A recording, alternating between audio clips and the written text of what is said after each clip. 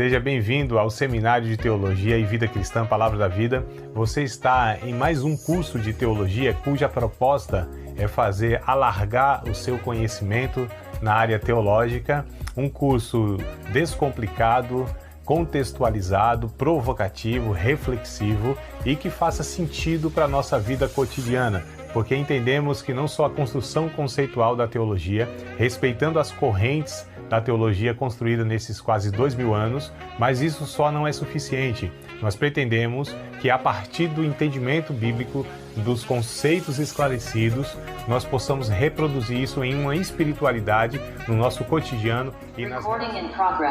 Vamos lá, meus queridos, a gente vai dar continuidade então, né?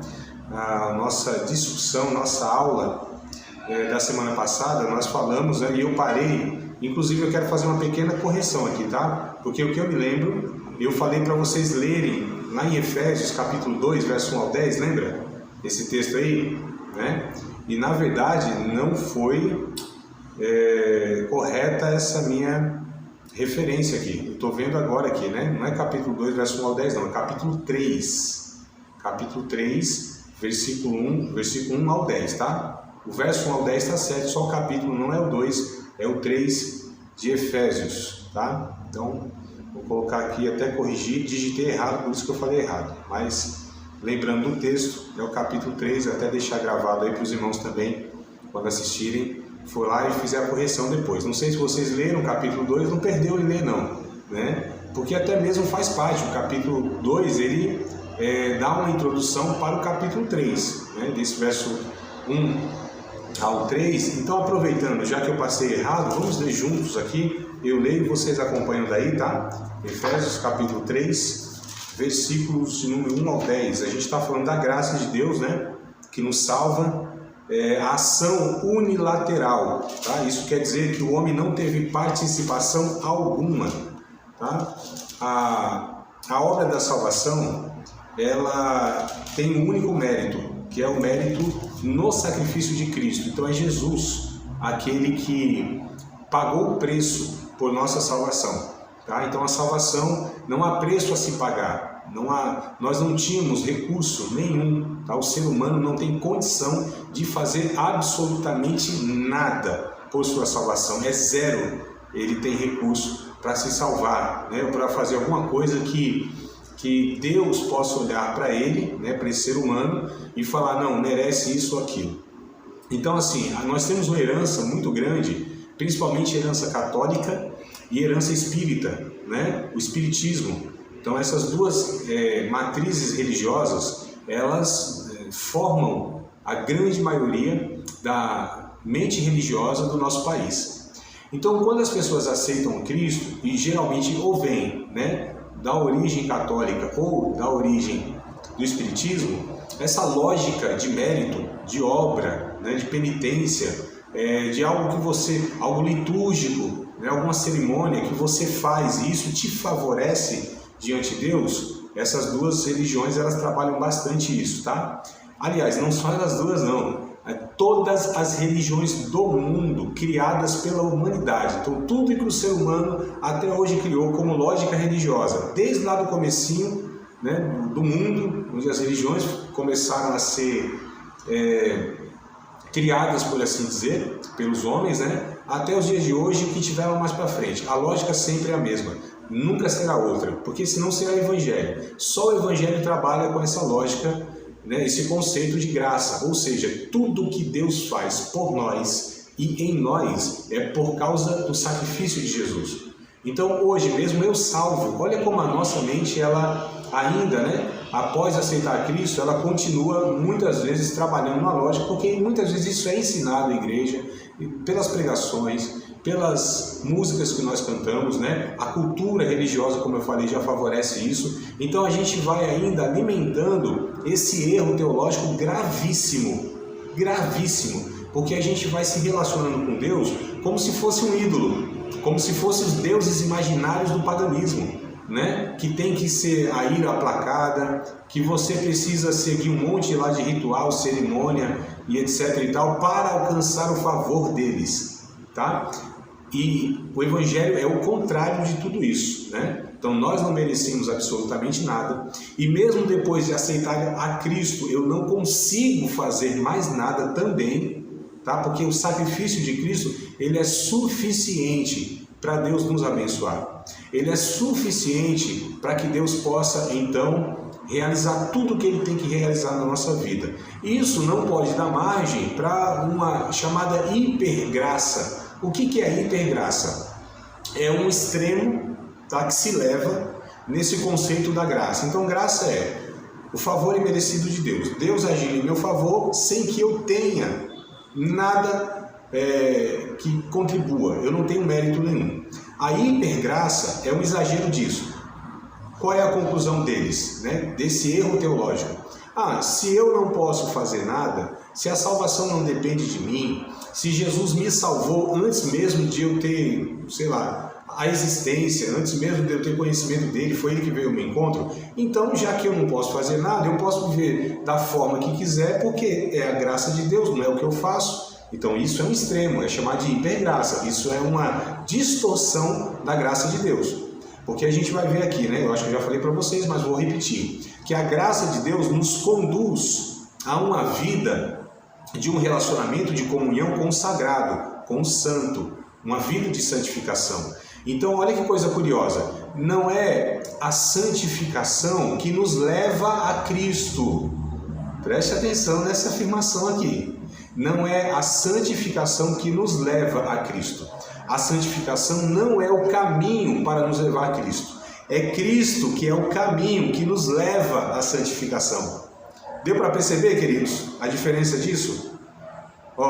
De novo, hein? Não é eu me santificando, obedecendo a Deus, cumprindo lá os mandamentos que eu acho que eu consigo cumprir, né? Porque a gente tem a ilusão que a gente pode agradar a Deus de uma maneira absoluta, ou que Ele olhe para nós e fale, não, André, ele está merecendo isso aqui, ele merece, né? Ele merece. Eu vou abençoar porque ele é muito obediente, porque ele é muito dedicado na minha obra, porque ele ora bastante, porque ele se dedica bastante, porque ele ajuda as pessoas, porque ele lê Bíblia, porque não sei o que. Aí Deus fala, não, aí tá no crédito.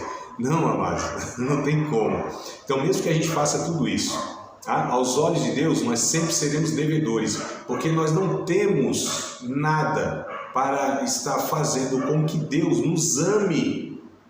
E também eu não posso fazer nada de ruim, que Deus me ame menos. Deus ama, ponto final, e é em Cristo que Ele resolveu essa dívida que nós tínhamos, tá? Então Cristo, Ele é a solução para o pecado humano. Cristo, o seu sangue, a sua vida, sua morte, o seu sacrifício, Ele é único, Ele é suficiente para resolver todos os meus problemas diante de Deus, porque é o sangue de Cristo que pagou o preço pela minha salvação. E isso nós falamos aqui diversos textos bíblicos, né?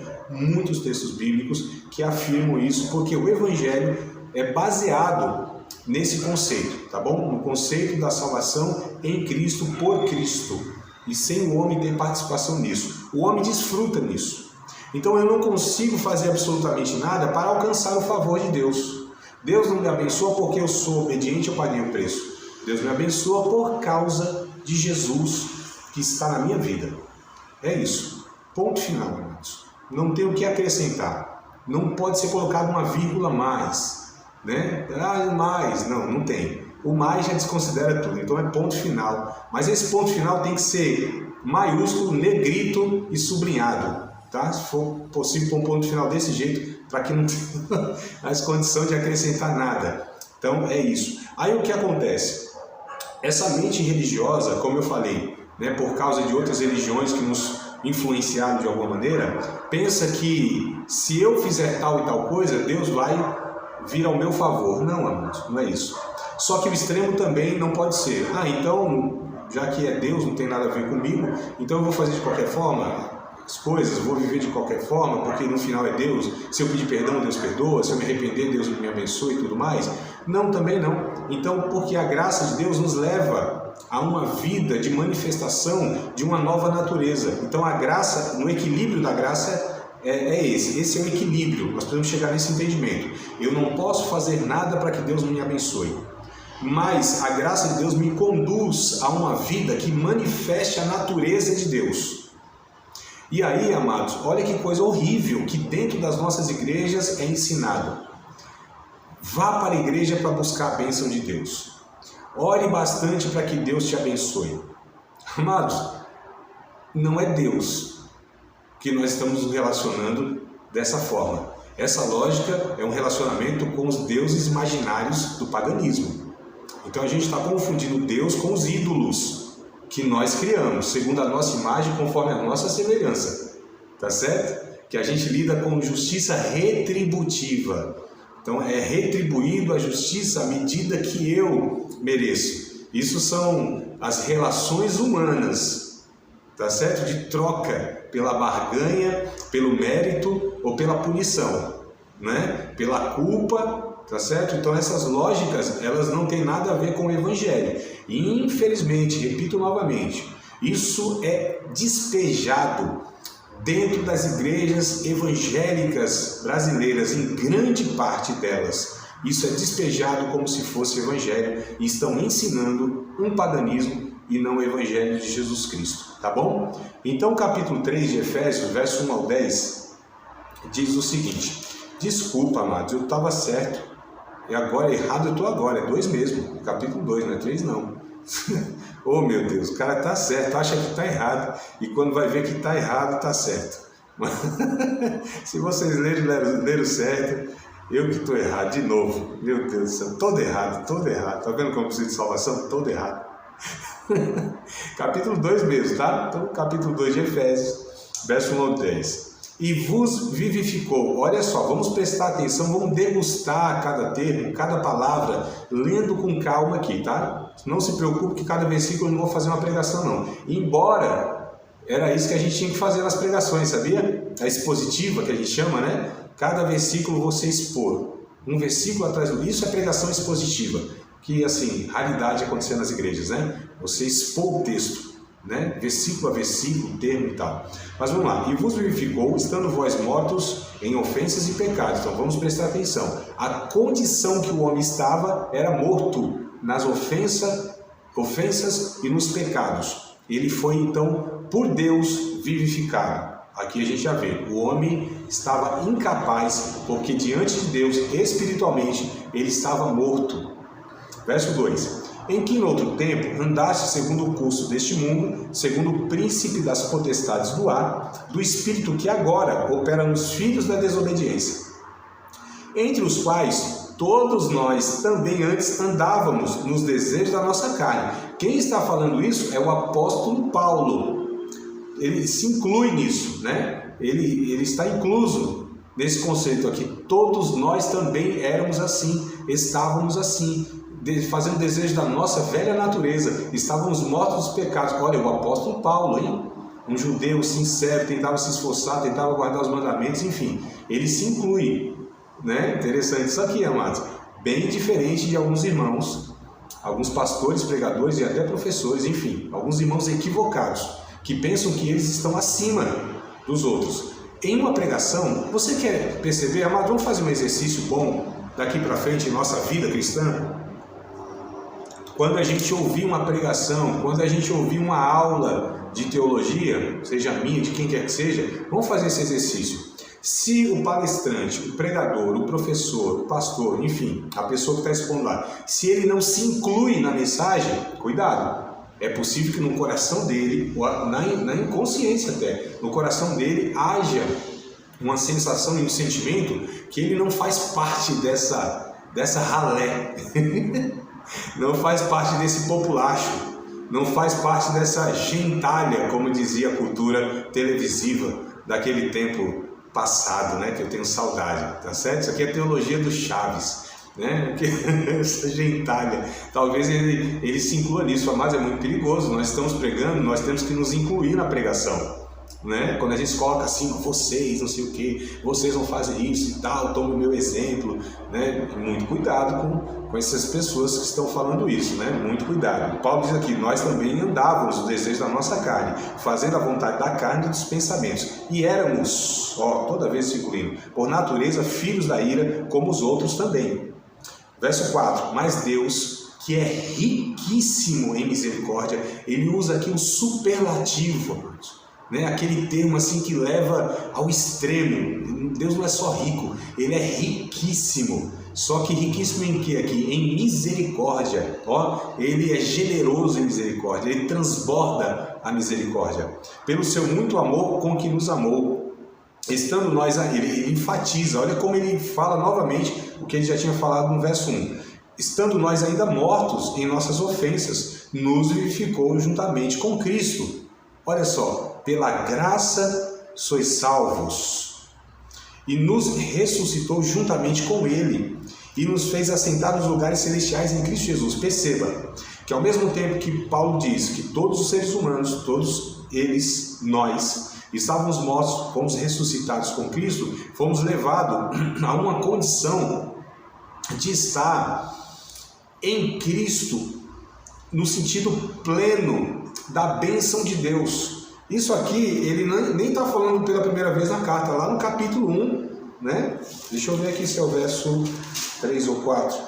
Deixa eu ver, 3 ou 4 no 3. Capítulo 1, verso 3, ele fala que nós fomos abençoados com todas as bênçãos nos lugares celestiais em Cristo. Todas as bênçãos com a salvação. Olha só, a salvação, amados, preste atenção aqui, eu vou falar bem devagarzinho, para a gente assimilando.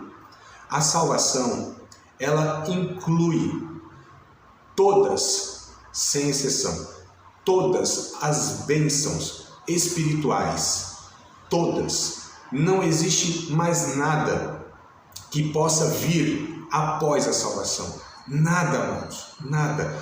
O texto é claro, Deus nos abençoou com todas as bênçãos celestiais em Cristo.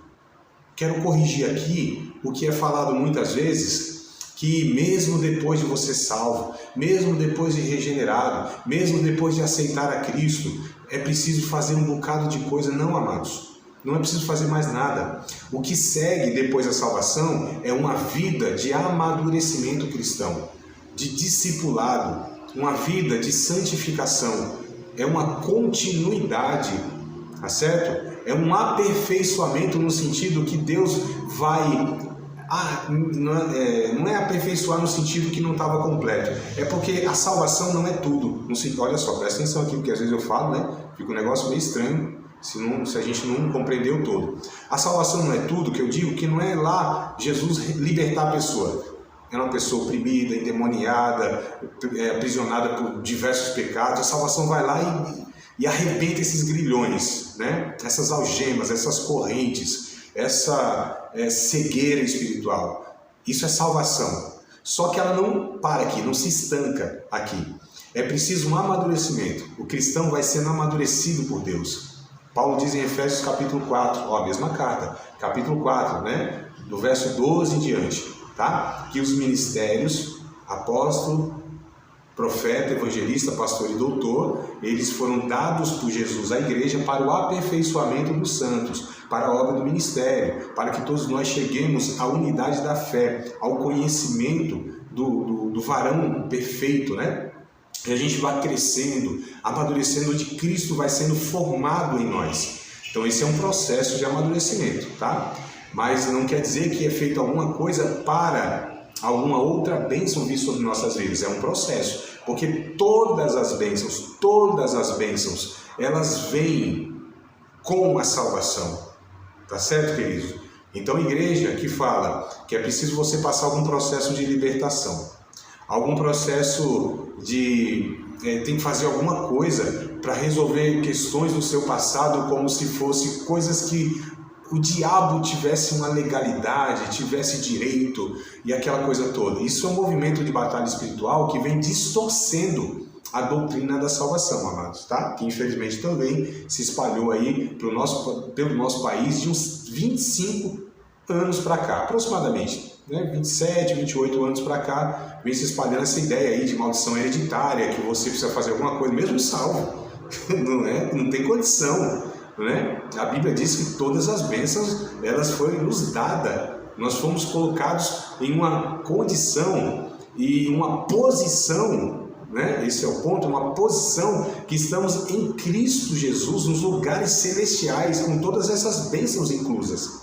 Repito, isso não quer dizer que muita coisa tem que ser trabalhada em nossa vida, que há um processo agora que a gente vai sendo por Deus moldado, né? Transformado, aperfeiçoado, tá certo? Forjado, né? A gente vai aprendendo a viver a vida cristã, aprendendo a viver uma vida nessa santificação progressiva, contínua, que a Bíblia diz assim, para a gente operar a nossa salvação, aperfeiçoar a salvação, nesse sentido de continuidade. Não que algo aqui não tinha, né? E a gente precisa conquistar por alguma atitude, por algum processo de libertação, o cristão genuíno não, amados.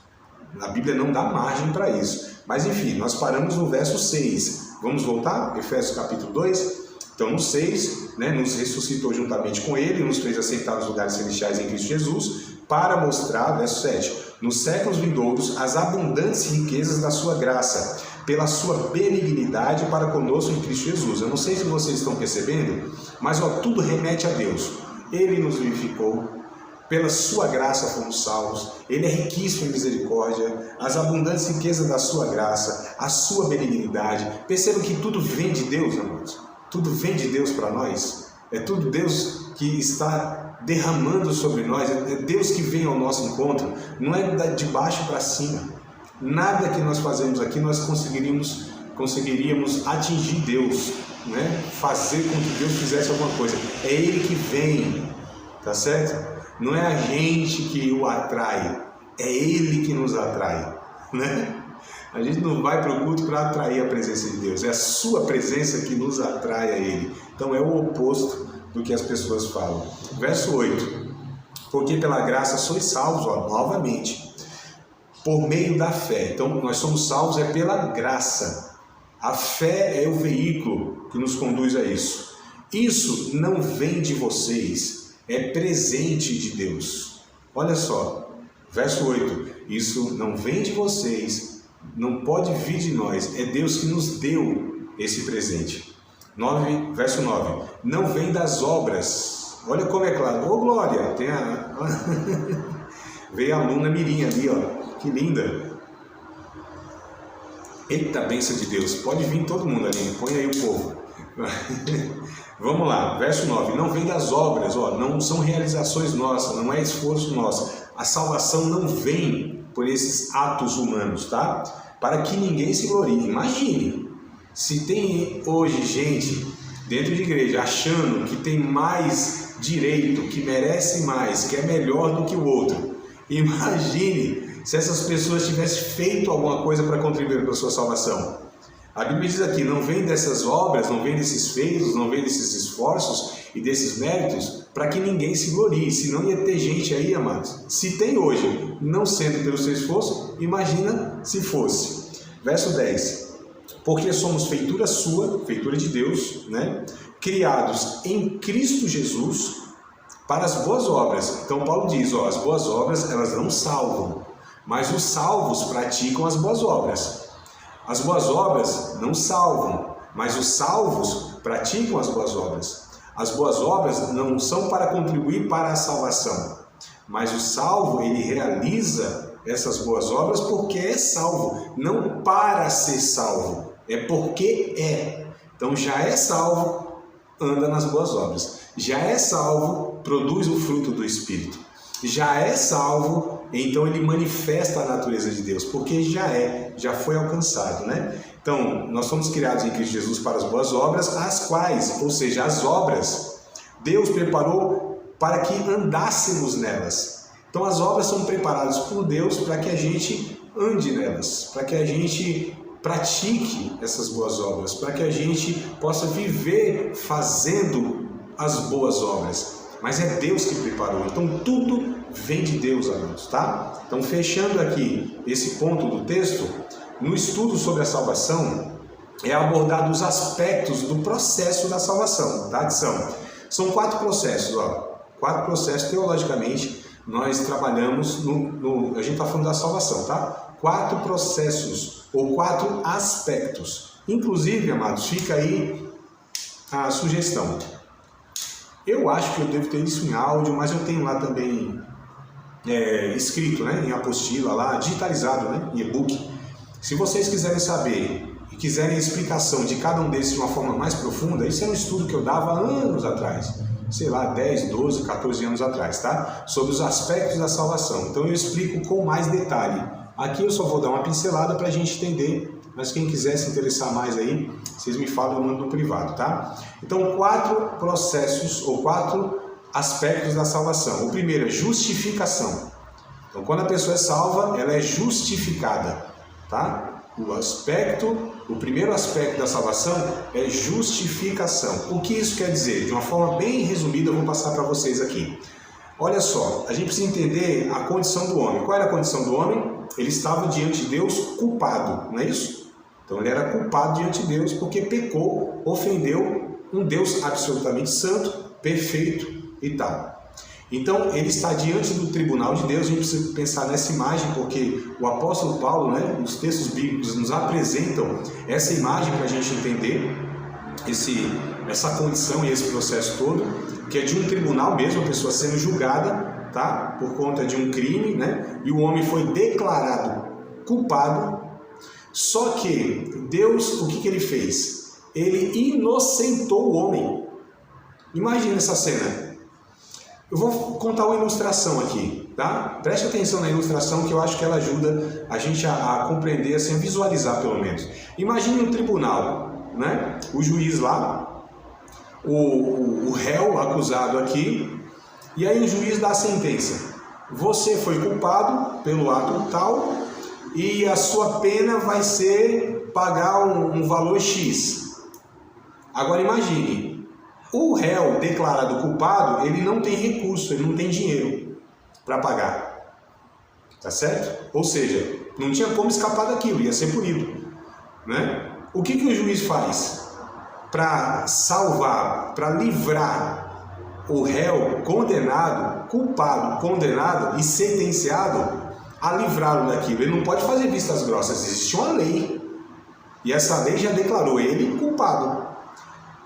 Mas o juiz quer inocentá-lo, só que não pode passar por cima das suas leis, ou das leis que ele julgou.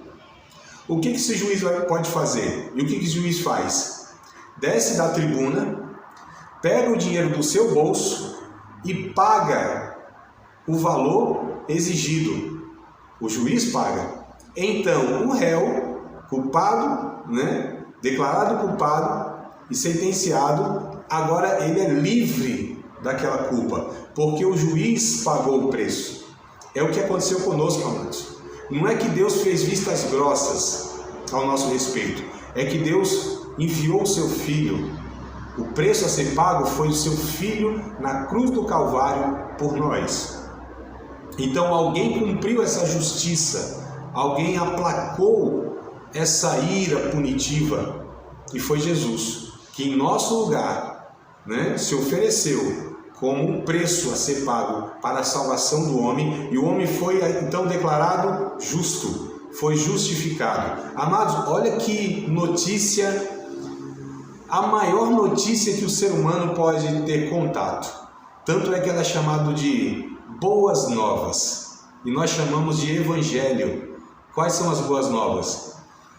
Você e eu estávamos culpados diante de Deus, merecíamos a condenação eterna, mas alguém pagou o preço por nós, e nós já não somos mais inimigos de Deus, nós já não estamos mais sujeitos à condenação eterna, à ira de Deus.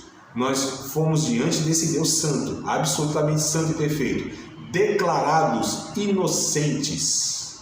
Se os pentecostais estivessem assistindo essa aula, eles diziam glória a Deus. Mas eles não vieram ainda, quem sabe, né?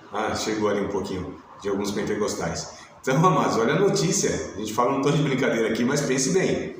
Pense bem. Hoje, amados, nós diante de Deus, com todos os pecados, com todos os erros, com todas as falhas, nós somos diante de Deus vistos como inocentes. Nós somos justificados por Cristo Jesus. Lembre-se disso.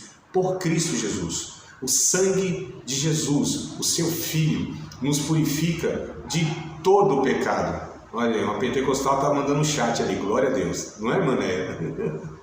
Nós fomos, amados, pelo sangue de Cristo, sangue. O apóstolo João, na sua primeira carta, ele diz: filhinhos, não pequem. Mas se vocês pecarem, vocês têm um advogado diante de Deus, Jesus Cristo justo. Ele é a propiciação pelos nossos pecados, não só os nossos, mas pelo do mundo todo. Ele é a propiciação, essa palavra eu já falei para vocês, né?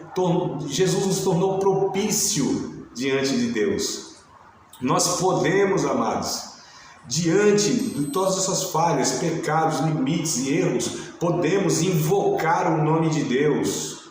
E a nossa comunhão é restaurada imediatamente diante de Deus por Cristo Jesus. Eu posso ter cometido o maior erro do mundo, o maior pecado do mundo. Eu posso inclusive ser pela igreja rejeitada, né? Aqueles irmãos que não compreendem esse processo e muitas vezes vêm com um martelo. Mas se eu me coloco diante de Deus, se eu estou em Cristo Jesus, se eu confesso o meu pecado, se eu desfruto dessa ação poderosa da obra de Cristo em minha vida, a minha comunhão sem interferência humana, não é o pastor que precisa pôr a mão na minha cabeça, não é o profeta que precisa rogar a Deus por mim, não tem sacerdote que ofereça por mim sacrifício, não é intervenção de ninguém, é eu, mediante o sacrifício de Cristo, na Trindade me recebe, amados.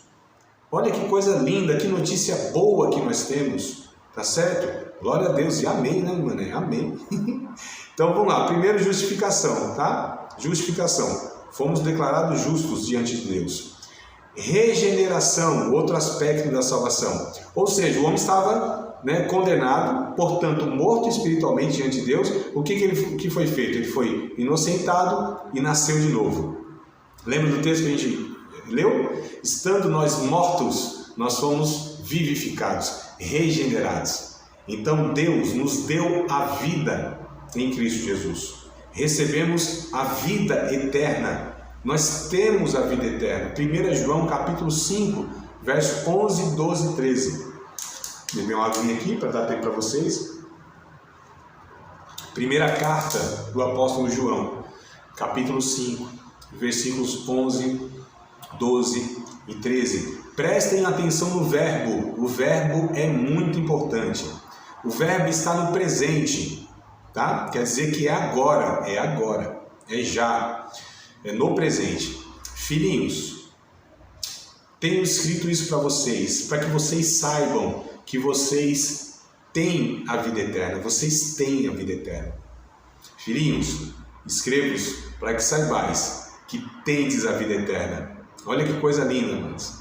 Quem tem um filho tem a vida. Quem não tem um filho não tem a vida. Mas escrevo para vocês, para que vocês saibam que vocês têm a vida eterna. Nós temos, amados. Nós somos salvos. A vida eterna já é hoje, aqui, agora, nesse exato momento, uma condição existencial e uma realidade que eu vivo.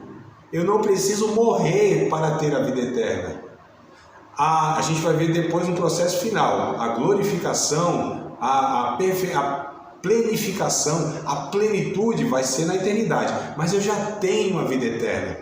O Espírito eterno já habita na minha vida, eu já desfruto. Lógico, em parte mínima, né? A gente ainda tem um monte de questão aqui, a gente tem limitações, a gente não tem como experimentar de uma forma absoluta a eternidade, mas já temos a vida eterna. Não espere ir para o céu para desfrutar da paz, para desfrutar da segurança, para desfrutar da alegria no Espírito Santo. Amados, Evangelho não é uma proposta para o futuro apenas, mas também para o presente. Bom, queridos, então o segundo aspecto, né, nesse processo, percebam que é um processo, né? De fato não é algo assim estanque, algo que vem e acabou por ali. Não, é uma continuidade na nossa vida. Deus vai nos salvando tá certo? Nós fomos salvos lá atrás pelo sacrifício de Cristo, né? Nós somos salvos e nós seremos salvos, ou estamos sendo salvos, né? Uma ação contínua nesse sentido, que há todo um processo envolvido, tá bom? Quando eu digo assim, nós estamos sendo salvos, ou nós vamos sendo salvos, não quer dizer que não somos, porque em Cristo já somos salvos. Então, por exemplo, uma pessoa, ela aceita Cristo, no dia seguinte morre, ela é salva, embora um bocado de coisa poderia estar sendo transformada em sua vida, né? Amadurecida. Mas a salvação, inclusive, não depende de um aperfeiçoamento em minha vida. A salvação depende de Cristo, eu estou em Cristo, fui justificado e regenerado, sou salvo. Agora, se eu permaneço nessa vida, né? Se eu não sou levado por Cristo no dia seguinte, aí há essa necessidade de Deus, porque o Evangelho, ele é uma proposta de nos salvar para a eternidade, mas também ir nos transformando nesta vida para que aqui a gente já vá desfrutando daquilo que o Evangelho é capaz de fazer em nós, nos transformando e nos arrancando de nós, nos moldando, né? Nesse humano que Jesus ele foi, ele é, e que a gente em Cristo Jesus também está sendo recriado. Tá? Então é nesse sentido, não é que a gente precisa fazer alguma coisa para ser salvo, não, é que a salvação ela também é um processo, é um ato radical único de Deus, mas esse ato radical segue um processo, tá bom? É nesse sentido. Então a gente tem a justificação, declarados inocentes diante de Deus, nós recebemos a nova vida, né? Regeneração, e aí segue a santificação, é o terceiro aspecto, ó. Santificação é o terceiro aspecto da salvação. E o que é a santificação? A santificação é onde a velha natureza ela vai dando lugar para a nova natureza. É onde esse velho homem vai sendo desconstruído e onde Cristo vai sendo edificado em minha vida. Então, o processo de santificação é esse aperfeiçoamento do caráter cristão em mim sendo plantado. Isso é o que a Bíblia chama de gerar fruto, tá? Ou gerar frutos, né? Então, o que é gerar frutos, biblicamente falando? Não é fazer um monte de coisa, como muitas igrejas, infelizmente, elas passam. Vai gerando fruto, né? Vai frutificando, como se você tivesse que fazer um monte de coisa, realizações, eventos, programas, e quanto mais você fazer, mais você está dando fruto. Não é isso que a Bíblia ensina. A Bíblia ensina que o frutificar é quando as virtudes, é quando as características de Cristo em mim são produzidas, tá certo? Amor, gozo, paz. Então, a pessoa que vai sendo conduzida no processo de salvação, ela ama a Deus. Ela vai conhecendo e praticando o amor. Ela ama o próximo. Ela ama tudo que Deus ama. Ela tem gozo na sua vida. Ela se alegra naquilo que Deus se alegra. A fonte da alegria dela não são as coisas externas, materiais, as realizáveis, as experienciadas. A fonte, o motivo da alegria dela é porque ela é salva, porque ela tem comunhão com Cristo, amados. Esse é o gozo como fruto do Espírito. Não são alegrias esporádicas, momentâneas, sabe? Aquela, nossa, esse mês aqui, o dia de hoje, fiquei muito alegre, Deus. Não, não é isso. O gozo é uma condição que o Espírito Santo nos dá, apesar das lutas, apesar das tristezas, apesar das derrotas, dos fracassos, das dificuldades, das perseguições, apesar de tudo e de todos, nós somos bem-aventurados, nós somos felizes. Paulo disse em Filipenses, capítulo 4, verso 4, ele diz assim: regozijai-vos sempre no Senhor. Outra vez vos digo, regozijai-vos. Olha só, não é nem gozo, é um regozo. É um gozo em cima do outro gozo. Regozijai-vos sempre no Senhor. A gente precisa lembrar, quando Paulo escreve isso, ele estava preso, tinha apanhado bastante, ou seja, situação bem difícil, adversa. Escreve isso dentro de uma cadeia, né? Ele diz: se alegre no Senhor. A fonte é Jesus. A fonte da alegria é a salvação. Eu preciso ser uma pessoa alegre, mesmo estando triste. Eu preciso ser uma pessoa realizada e feliz, uma pessoa que desfruta do gozo, mesmo com lágrimas e sofrimento, amados. São coisas que não podem, uma não pode sufocar a outra. O gozo, ele vai para além de tudo que esse mundo pode nos dar, ou tudo que o sofrimento pode nos trazer. O gozo é o seguinte: o motivo, o meu nome está escrito no livro da vida. Acabou. Jesus disse, Lucas, capítulo 10, verso 20, se não me falha a memória, tá? Capítulo 10 de Lucas eu tenho certeza, é o versículo que eu não lembro muito bem, se é 19 ou 20. Me parece que é o 20, confirmem aí, me confirmem. Vocês se alegram pelo fato do vosso nome estar escrito no livro da vida. E ele disse isso para os discípulos que estavam voltando de uma missão, e eles estavam alegres porque os demônios estavam se sujeitando a eles, porque eles tinham curado pessoas em nome de Cristo, pelo poder que Cristo tinha dado a eles. E Jesus disse: não, são essas coisas que devem ser a fonte da alegria de vocês. Não é porque as coisas dão certo, as coisas espirituais, hein? Não é porque você está prosperando no ministério, não é porque está dando certo o que você está fazendo, não é porque você está expulsando demônio, não é porque você exerce os dons espirituais, não. Vocês devem se alegrar pelo vosso nome, está escrito no livro da vida, ou seja, salvação. Então, amor, gozo e paz. Paz, amados. Mas é uma paz, não é momentânea, nada disso aqui é momentâneo, isso aqui é fruto. Isso aqui é que vem para brotar e para enraizar, e, sabe, e para formar mesmo. Não é algo experimentado aqui que eu preciso de mais depois. É uma paz perene, como diz o hino, né? É uma paz instalada na nossa alma. A paz se instala, amados. A paz que excede todo o entendimento, toda circunstância adversa. É a paz de Cristo que inunda a nossa alma. A gente pode estar em guerra, mas em paz.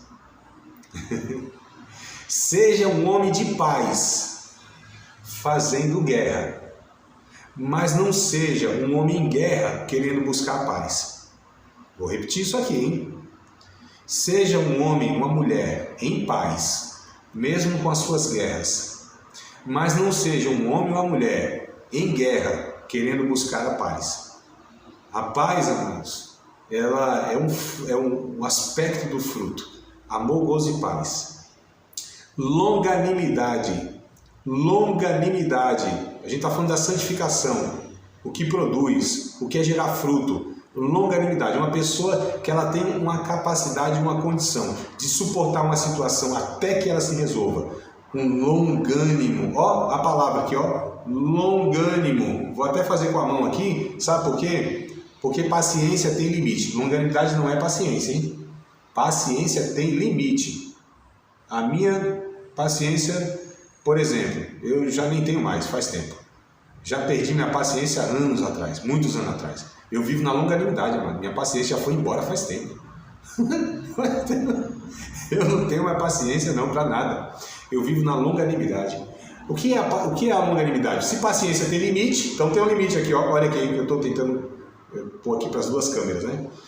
Isso aqui é paciência, imagine, ó. Ela acaba aqui, né? Isso aqui, ó. O que é a longanimidade? É isso aqui, ó.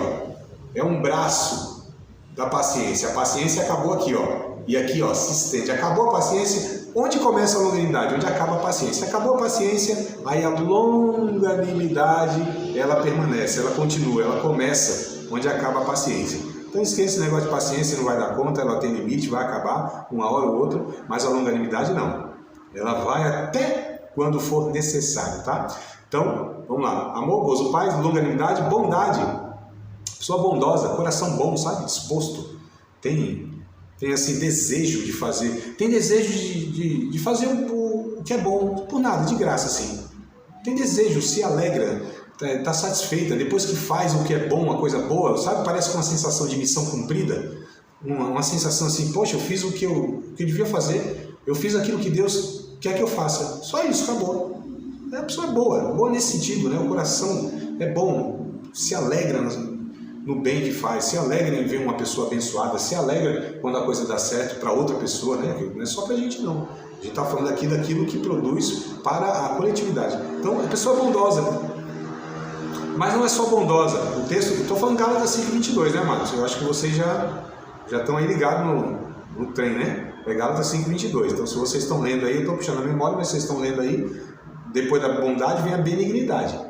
Então, não é só bondoso, é benigno também. É a forma que faz, sabe? A maneira que faz. Então, a bondade é a qualidade de ser bom e a benignidade é a maneira que se faz a bondade. Porque tem gente que é tão complicada que até para fazer o que é bom, até o bem, ela ainda faz de uma forma ruim.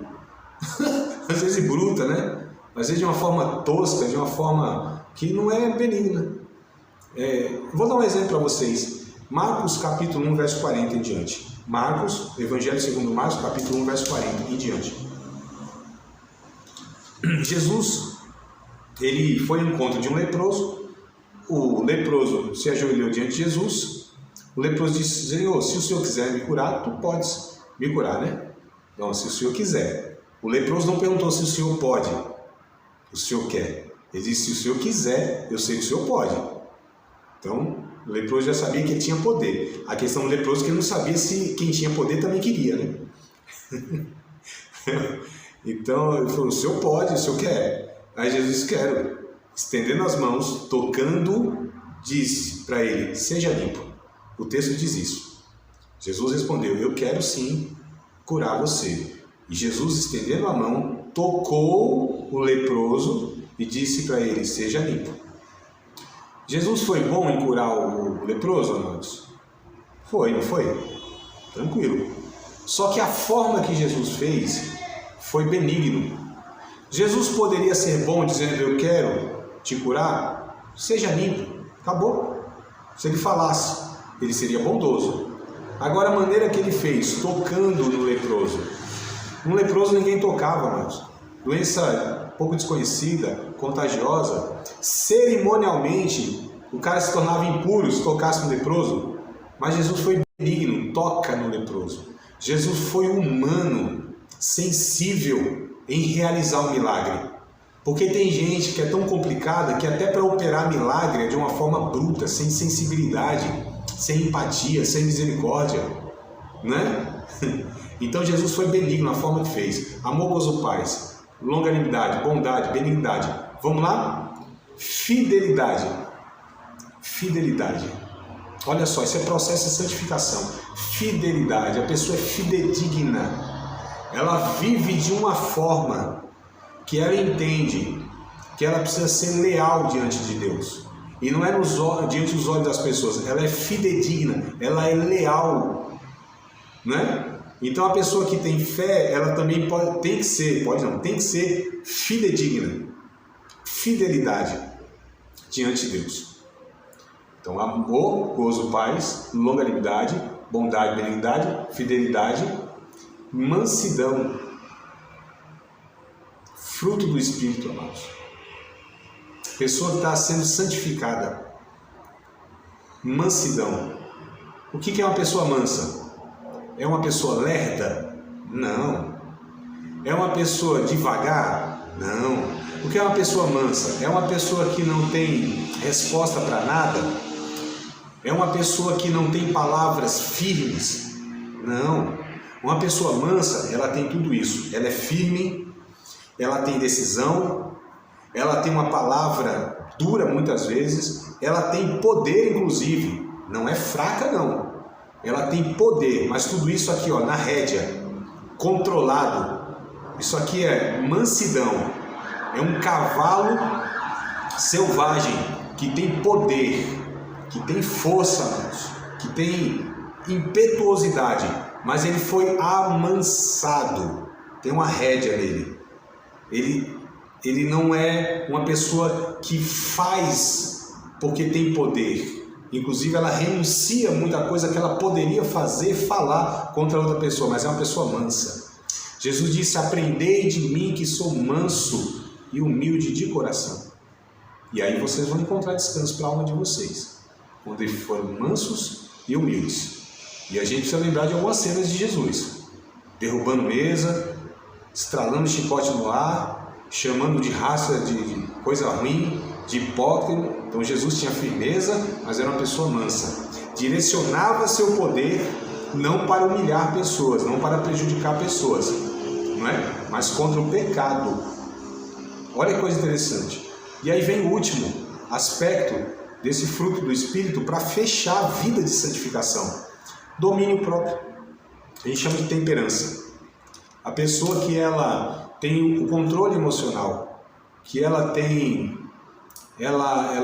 o domínio sobre suas palavras, sobre suas ações. Às vezes a gente percebe, né, a nossa justificativa para o nosso pecado, querendo falar, mas eu sentia isso, eu não sei o que é isso, eu aquilo, eu sou assim mesmo, eu herdei isso dos meus pais, eu fui ensinado assim. Nós não somos bichos, amados, nós somos animais que vivemos pelos nossos instintos, nós somos seres humanos controlados pelo Espírito Santo, né? Que a gente pode decidir entre a emoção e a ação, entre, sabe, a agonia de falar meia dúzia de palavras para quem merece, mas a gente decide não falar. A gente sabe que a gente não pode agir no ímpeto das emoções, as emoções ao flor da pele, né? A gente não sucumbe à provocação, não devemos fazer isso. E aqui é uma vida de santificação. Então a vida de santificação é esse processo, onde o caráter de Deus... Isso aqui é termômetro de espiritualidade, viu, amados? A Bíblia, ela não ensina e não mostra que uma pessoa espiritual, para a gente medir, para a gente ter esse autoexame, não nos dá para nós um parâmetro de espiritualidade se eu falo língua estranha, se eu profetizo, se eu tenho um dom de discernir espíritos, se eu tenho um dom da sabedoria da palavra, o dom da ciência da palavra, se eu tenho um dom de milagres, se eu tenho dons de curar, se eu sou tão arrebatado no culto que caio, fico com o olho estatelado, né? Ou que eu pulo. Não, amados, isso aqui não é termômetro de espiritualidade, são experiências pessoais que não quer dizer muita coisa não. Porque os irmãos lá na igreja de Corinto, o fogo caía, era Pentecoste puro, mas Paulo disse, vocês são carnais. Vocês brigam, são fofoqueiros, vocês são egoístas, vocês aí, eu não posso nem conversar com vocês como espirituais, vocês são tudo meninos, não tem um adulto espiritual, não tem um maduro entre vocês aí, vocês não conseguem resolver nem as questões entre vocês aí. A gente vai julgar os anjos, vocês estão nessa conversa ainda de ficar levando alguém para um ímpio no tribunal, tá resolvendo o caso de vocês, você não consegue nem sofrer o dano de um prejuízo de um negócio comercial, já querem entrar na briga, vocês são tudo carnais, mas o fogo caía, arrebatado, profecia, né? Bruce Lee e tudo mais, aquela coisa toda, mistério para todo lado, mano. Né? Todo mundo falando lá e tal, não vou brincar aqui com algumas línguas estranhas não, mas enfim, não é parâmetro para a espiritualidade não, né? Só que Paulo mostra aqui, termômetro é espiritual, é esse que tem a vida santificada, o fruto do Espírito na sua vida. Aí sim, amados, é isso aí, não tem como imitar, não tem como ser outra origem, a não ser a formação da natureza do nosso Senhor e Salvador Jesus Cristo, sendo em nós edificado, formado, até que a gente vai assim, crescendo como um homem, como uma mulher espiritual, até que a gente vai chegar um dia, na eternidade, à estatura do varão perfeito, da varoa perfeita. Pode participar de mais uma aula de um dos nossos cursos, Seminário de Teologia, Vida Cristã, Palavra da Vida. Espero que tenha te abençoado, não só alargado o seu conhecimento teológico, mas que tenha também atingido o teu coração para que você possa a cada dia mais reproduzir a vida de Deus nas suas relações cotidianas. Se você ainda não é aluno oficial de um dos nossos cursos, se inscreva aqui no contato que vai aparecer do WhatsApp, também nos siga nas redes sociais, se inscreva no nosso canal, compartilhe à vontade e Deus